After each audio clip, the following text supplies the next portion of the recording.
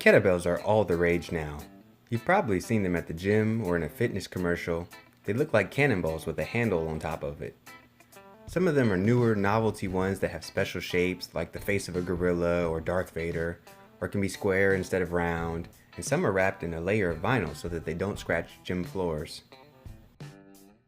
Though kettlebells have much more history, we'll start with Pavel, the chairman of Strong First Inc., who made kettlebells popular in the United States in the early 2000s. Since then, its popularity has continued to grow, and even more so with its use in the popular sport of CrossFit. Kettlebells come in many different shapes and sizes. A lot are made from cast iron, and therefore they vary in size based on the weight.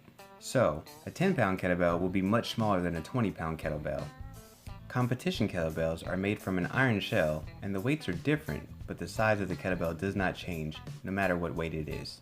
Therefore, a 10-pound kettlebell and a 20-pound kettlebell will be the same size, though they weigh differently. There are also plastic, vinyl-coated, and rubber kettlebells that are popular nowadays, especially in the lower weights, as they don't damage your floors and surfaces. Because of the off-center mass of kettlebells, they are deceptively heavy and difficult to control. Your core will always be under tension, and the major muscles you're working will have to produce power at the limits of their mobility. All of this while the small stabilizer muscles will be working overtime to maintain stability and keep the kettlebell and your body under control.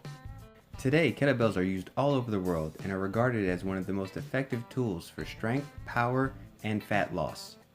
Learning how to program kettlebells into your workouts will catapult you to your fitness goals.